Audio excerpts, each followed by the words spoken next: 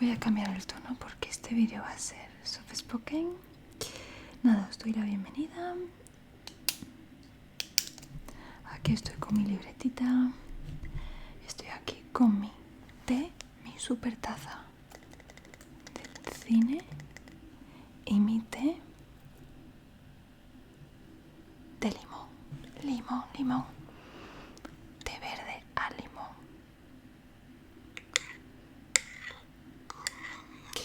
Y estoy encadenando la grabación de distintos vídeos, así que de lujo, bien productiva. Ya se lo he dicho a Alba porque Alba siempre dice tenemos que grabar y acumular. Entonces pues ahí estoy haciéndolo bastante bien. En el momento en el que grabo este vídeo he hecho un vídeo también para miembros, así que si os interesa tener pues más vídeos aparte de los que voy publicando en el canal general, os invito a echar un vistazo a la sección de miembros. Creo que hay tanto una opción de 2 euros como una opción de 3 euros. Subo 2 vídeos extra,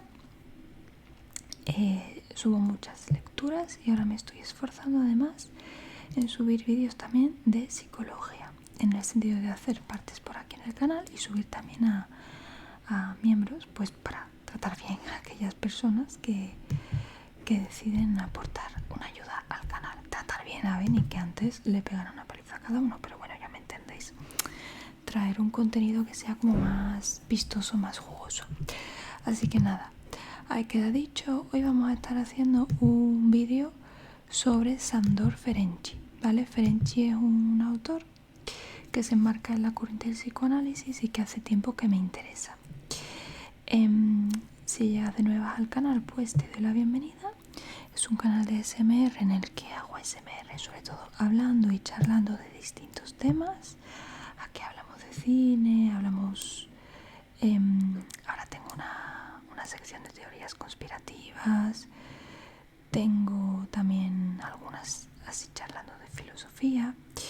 Y solemos darle mucha caña a la psicología. Así que yo te invitaría a suscribirte si te gusta este tema. Y os invito a todas las personas a dejar un like y un comentario que ayuda mucho al canal, y si no, pues tampoco pasa nada, aquí voy a seguir igual. Todo esto en relación a que últimamente está subiendo vídeos sobre trauma, ¿no?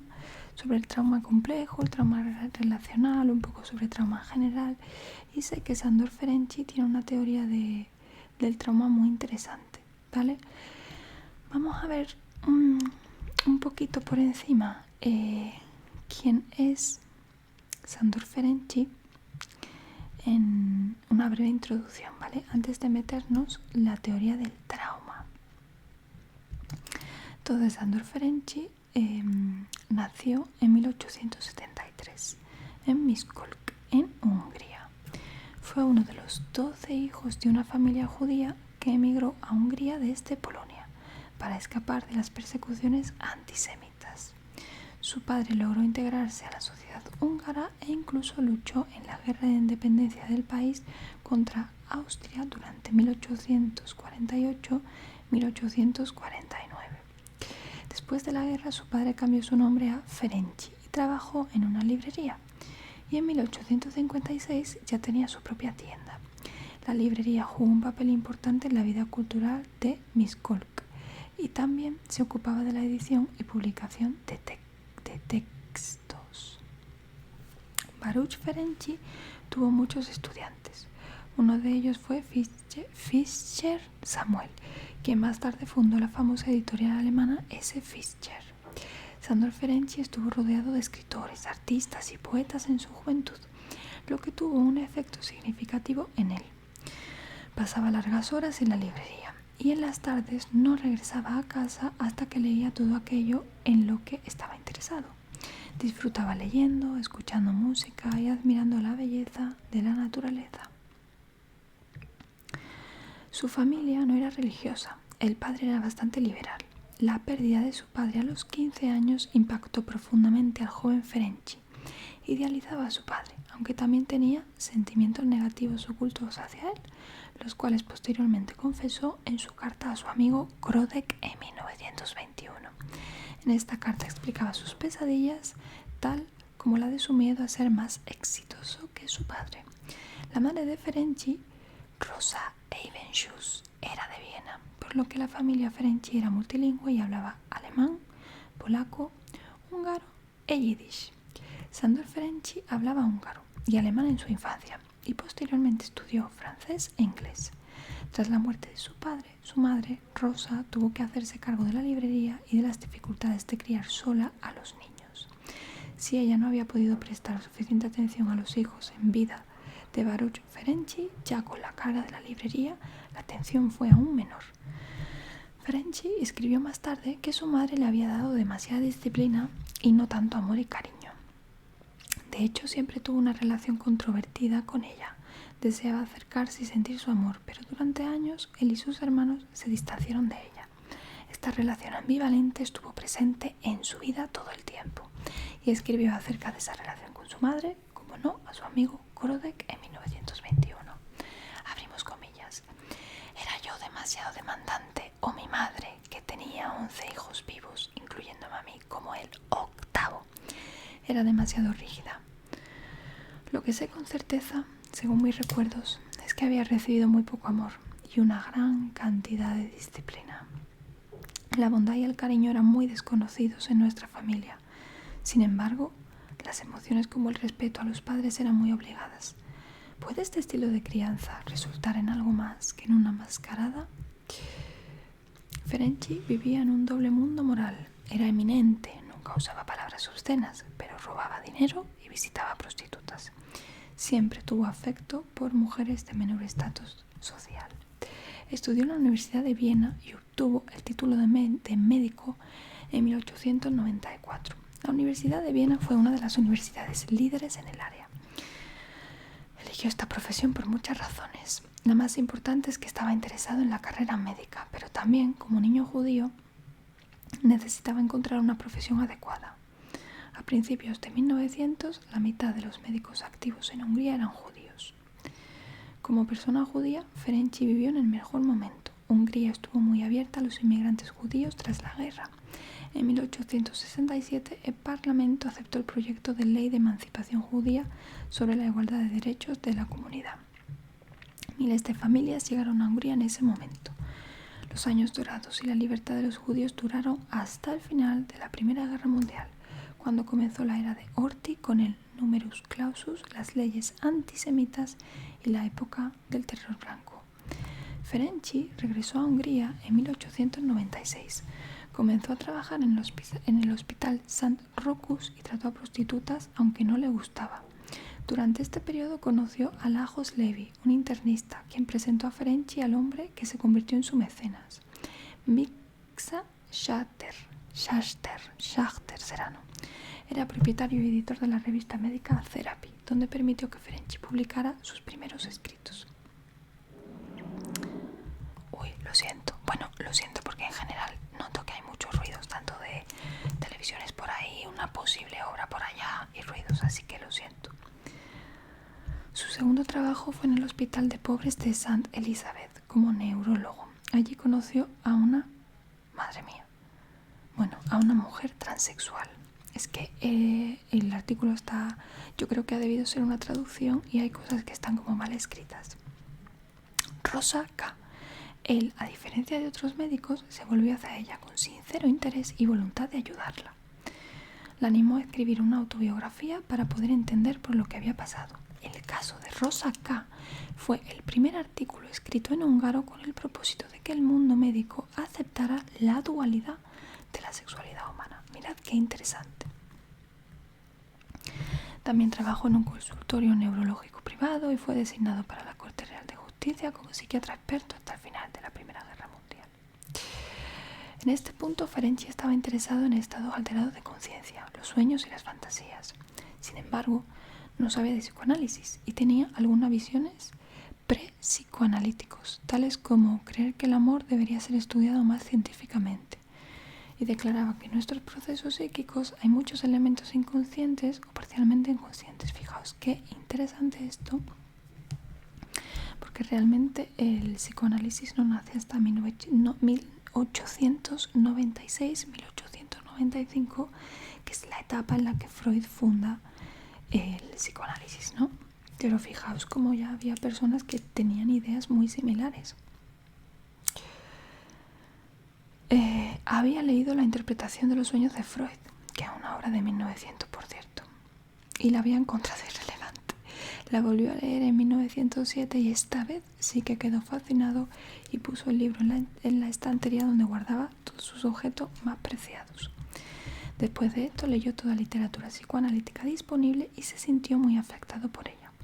Estaba tan asombrado por el método de asociación de Jung que lo intentaba con todo lo que conocía, escritores, artistas e incluso camareros de la cafetería. En ese momento Freud ya sabía sobre Ferenczi por Jung. Cuando Ferenczi le escribió una carta a Freud, este respondió de inmediato.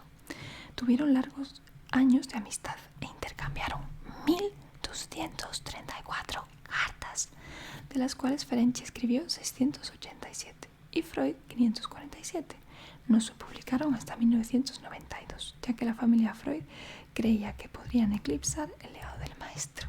Y esto es así, o sea, como yo estudié en la carrera, hay muchos escritos con Freud en lo que otros colegas les dan ideas y él las coge y las transforma y se adueña de ellas, y esto es real.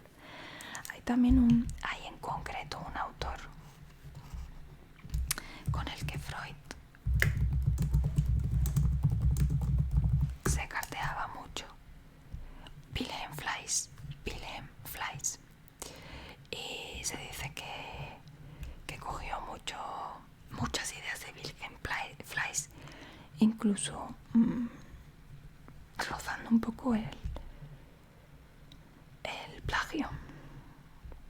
Pero bueno,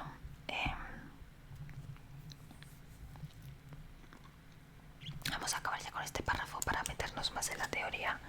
Ferenczi y Freud se conocieron en 1908 por primera vez. Poco después, Freud invitó a Ferenczi a unas vacaciones de 2 semanas con su familia en Berchtesgaden. Ferenczi era muy alegre, de buen carácter y amable, por lo que a Freud y a su familia les agradó de inmediato. Bueno, hay mucho más, Hay mucho más de su biografía a nivel personal, pero como hoy queremos revisar más su teoría sobre el trauma, vamos a irnos a leer un poco sobre la teoría del trauma según Ferenczi, ¿vale? No sé si nos dará tiempo a leer todo, pero bueno, en estos 13 minutos, bueno, yo creo que viene siempre bien conocer el contexto histórico de los distintos autores, porque te aporta una visión, no tanto como que propone ese autor de forma aislada, sino conocer su contexto, ¿no? Vemos como, bueno, Ferenczi parece un hombre muy privado de afecto en su infancia, bastante bastante carenciado de amor, de afecto, con una pérdida muy importante, muy joven. Pero vamos a empezar. El trauma fue el centro de preocupaciones clínicas de Ferenczi. Hacia el final de su vida llegó a convencerse de que el trauma era una causa importante de muchas patologías neuróticas y de la personalidad, a pesar de que los factores traumáticos fueron generalmente desechados por otros analistas. Las últimas ideas de Ferenczi relacionadas con el trauma se presentaron en forma muy breve, un breve extracto, en palabras de él, en su último trabajo, abro comillas, Confusión de lenguas entre adultos y el niño. Él tenía la intención de ampliar, desarrollar y volver a evaluar estas ideas, pero poco después de escribir este apartado llegó a estar demasiado enfermo y al cabo de unos meses murió. Vamos a tomar un poco de nuestro té.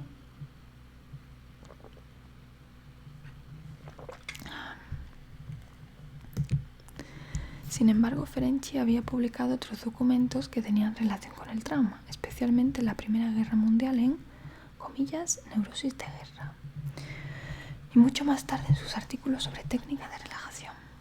Ay, tengo un pelo. En sus últimos años también hizo muchas notas para sí mismo acerca de sus ideas sobre trauma.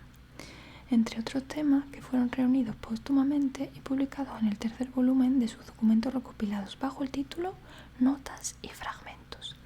Estas notas y fragmentos delinearon su diario clínico, el cual fue escrito entre enero y octubre de 1932, pero publicado en 1985 y en el 88 publicado en inglés. Y contiene muchas observaciones clínicas e ideas sobre trauma. Este presente trabajo, este texto, va a tratar de reunir todos los escritos de Ferenczi relacionados con el trauma y presentarlos de forma integrada.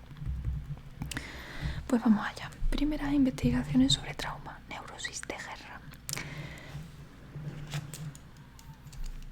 No voy a escribir nada especial, solo aquí unas pequeñas notas. Neurosis de guerra.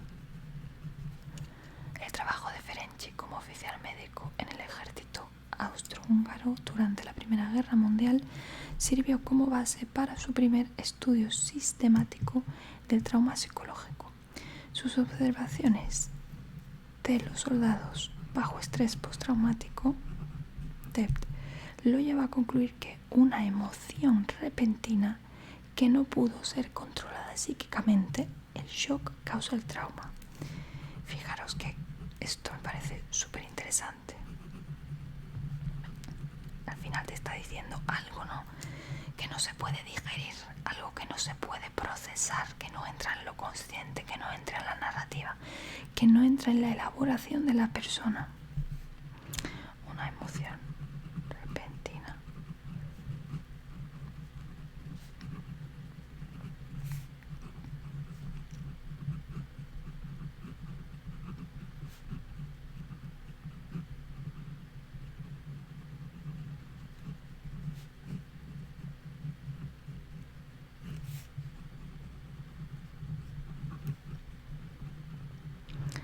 Esta es una definición en términos de la economía de la energía mental en lugar de experiencia perceptiva. Esta definición de trauma cambiará, como veremos más adelante.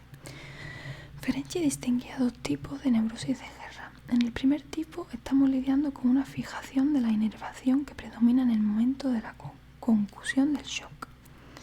Aunque el trauma conduce a la parálisis, que dura por algún tiempo con posterioridad al evento, permanece una necesidad urgente de continuar las acciones que estaban en proceso en el momento del trauma.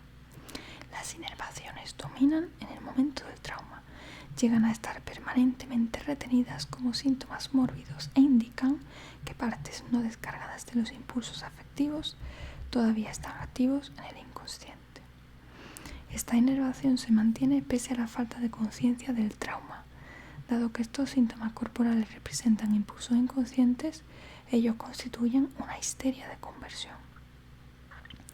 Esta neurosis traumática en la cual los impulsos que se reflejan directamente no pueden encontrar una descarga, en vez de que se refleje el conflicto, es coherente con la hipótesis anterior de Breuer y Freud, de que la histeria resultaba de reacciones al trauma que no habían sido liberadas.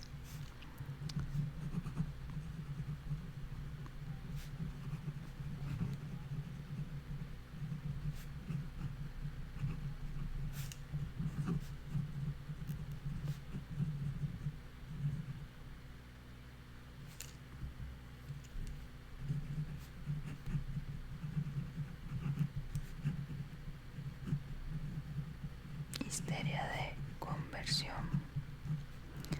Reacciones no liberadas.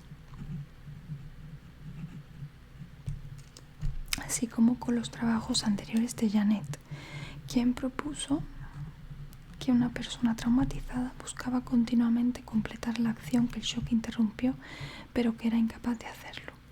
Simultáneamente con el trabajo de Ferenczi en Hungría, W.H.R. Rivers, trabajando con soldados británicos, llegó a conclusiones similares. El segundo tipo de neurosis de guerra tiene una dinámica más compleja. En este tipo, el shock abrumadoramente lleva al daño narcisista.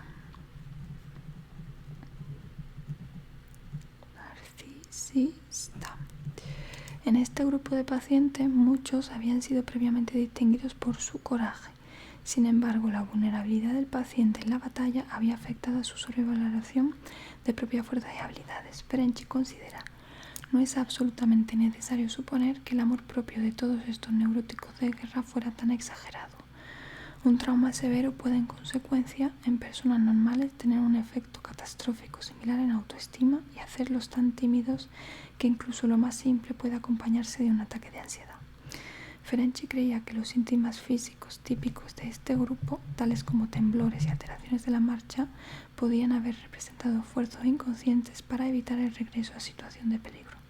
De hecho, Ferenczi clasificó a este grupo de soldados como portadores de fobias. Entre otros síntomas. Trabajos posteriores sobre el trauma. Una década después, la comprensión de Ferenczi sobre trauma se había vuelto más plenamente psicológica, sustentada en la experiencia perceptiva y su significado para la persona. En lugar de las vicisitudes de energía mental, el trauma en estos escritos principalmente significaba abuso infantil, usualmente abuso sexual, y por esta razón en el texto nos referimos al niño como víctima. Así es, este hombre es conocido por teorizar mucho sobre el trauma infantil. Lo que prosigue es un intento de organizar los últimos escritos de Ferenczi sobre trauma.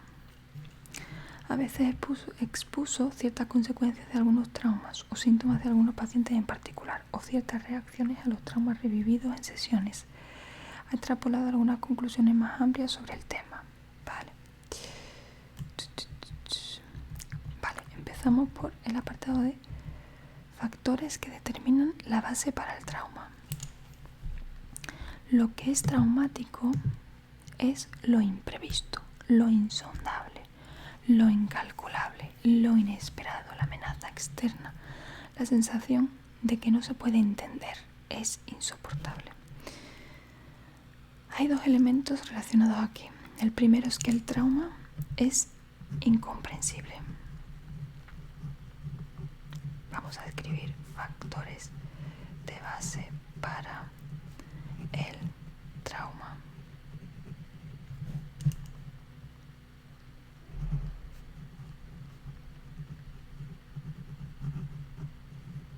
Lo de que es incomprensible a mí me dirige al concepto de que el trauma es lo inefable, ¿no? Algo que no bloquea tanto que no se encuentra palabras para organizarlo y elaborarlo.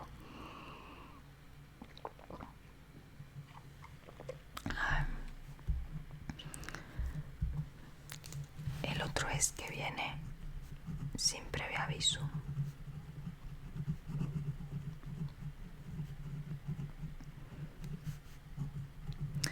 En cuanto al segundo, Ferenczi dijo que al momento del trauma la persona está vulnerable, indefensa, que se siente confiada. En este caso, el trauma es particularmente peligroso cuando ocurre en un estado de inconsciencia u otro estado excepcional de conciencia como el trance.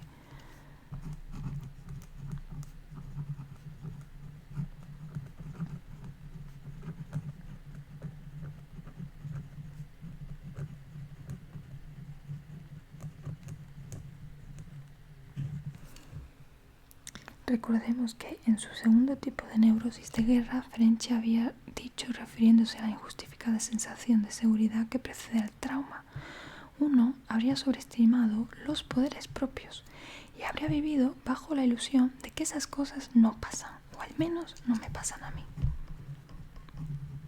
Esta ilusión de invulnerabilidad,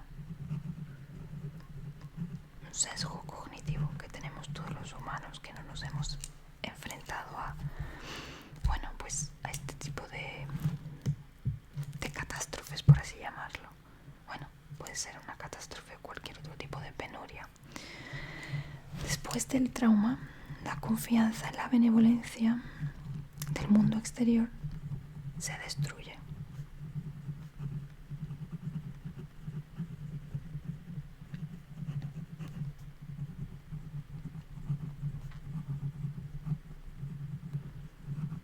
Y uno se siente engañado.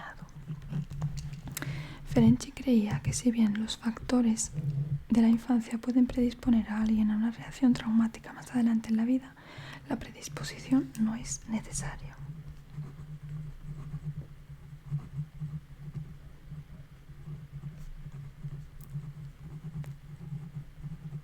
Para tener una reacción psicótica cuando un traumatismo es muy extremo.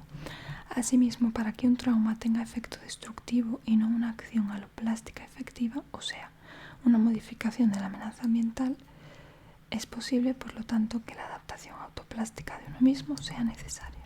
Claro, como yo no puedo cambiar esta mierda de fuera, voy a cambiar yo. ¿Qué eventos son traumáticos? Ferenczi se enfocó en varios tipos de situaciones traumáticas, es decir, que estaban más allá de la capacidad del niño para hacer frente.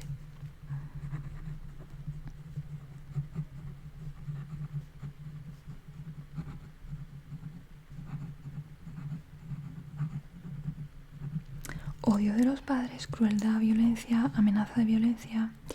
El odio no expresado hacia el niño también es traumático. Esto es puramente lo que pudimos definir en el vídeo del trauma complejo, como quizá no son cosas que nos suenen tan fuertes, pero que son del trauma relacional, del trauma complejo, del trauma del vínculo. Crecer con un progenitor que por el motivo que sea, por sus por su pasado vincular o por un suceso, como por ejemplo la muerte de otro hijo, es algo muy desolador para el psiquismo de ese niño. Ferenczi creía, bueno, espérate, voy a poner aquí el ejemplo del odio no expresado.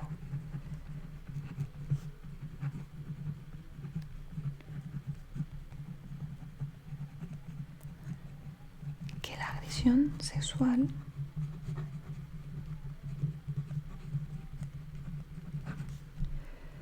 es más perjudicial que la simple violencia.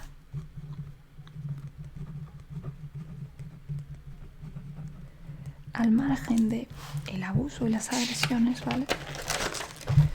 La erotización de los adultos en su relación con los niños, la pasión secreta, el erotismo encubierto, también son traumáticos.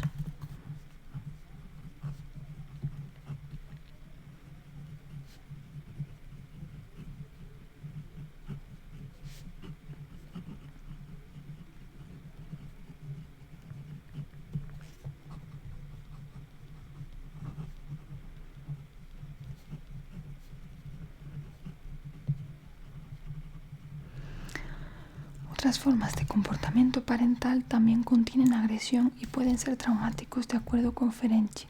Una excesiva ternura dirigida a los niños contendría sentimientos eróticos encubiertos y agresión encubierta, ¿no? Por ejemplo, estos padres que no pueden, que tienen esta pegajosidad y sobreprotección hacia los niños, que como los asfixian, ¿no? Es una bondad violentamente excesiva que lleva al niño a sentirse sofocado.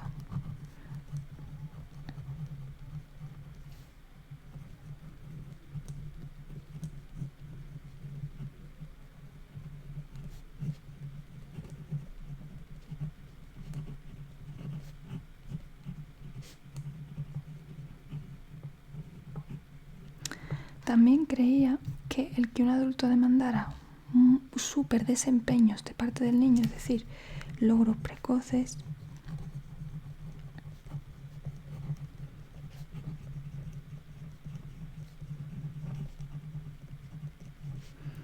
era equivalente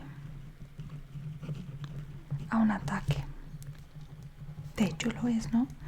Esperar que un crío de una edad evolutiva en la que no tiene, por ejemplo, que quedarse solo, o algo tan simple como esperar que un niño no tiene edad evolutiva para hacer caca en un váter, exigirle que lo haga, es atacarlo, ¿no? Es decirle, mira, tú tienes que hacer esto y si no lo haces eres idiota.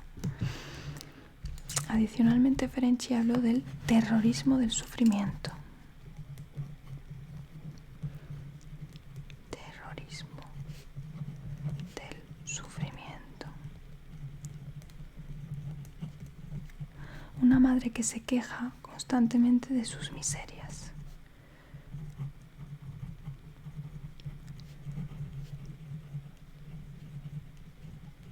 el cuidado de los hijos.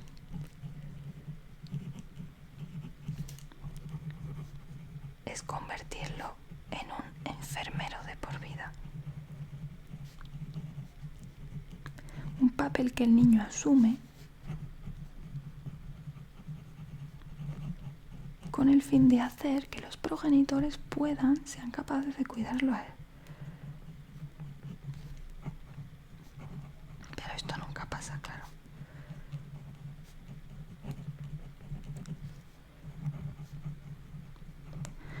Sin embargo, la primera situación traumática en que Ferenczy se centró, por cierto, esto está siendo súper curioso porque justamente en la lectura que estoy haciendo en Miembro, ¿vale?, que se llama El adversario, al protagonista, ¿vale?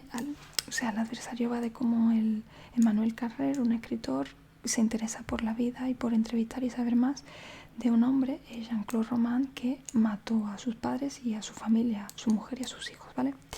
Y cuando están contando la infancia de él, básicamente narran esto, ¿no? Cómo supuestamente se crió en un ambiente en el que los padres demandaban que fuera eso, un enfermero y un preocupado por ellos en vez de al contrario. Prosigo y con esto vamos a cerrar el vídeo, ¿vale? Sin embargo, la primera situación traumática en que Ferenczy se centró cuando hizo del trauma su principal preocupación y que pareció creer finalmente la más destructiva fue el abandono emocional.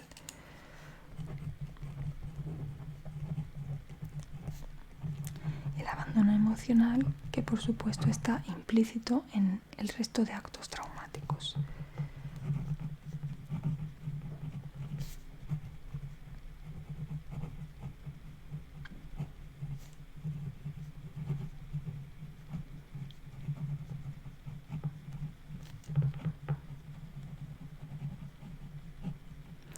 Además de los padres que odian o abandonan emocionalmente al niño, hablo sobre los padres que no desean ni quieren al niño.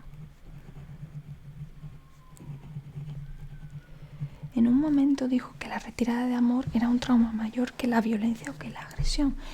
Hay otros autores que hablan de esto, de que como lo peor es que puedas quedarte totalmente aislado y en soledad, porque y esto va a ser muy duro, pero es desde el punto de vista de otros autores. Al menos cuando te pegan o te humillan, eres algo, eres un objeto receptor de algo de alguien, ¿no? Sin embargo, el abandono total, el abandono emocional, el ignorarte, ya no te hace nada, caes en un total vacío. Sé que esto suena muy fuerte, pero es muy interesante considerarlo.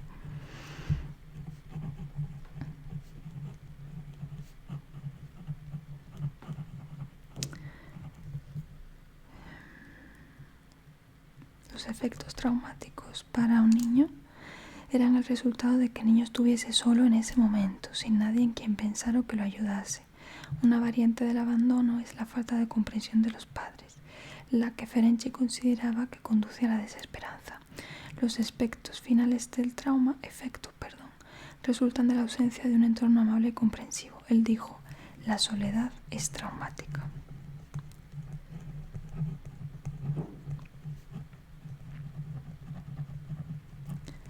Es lo que realmente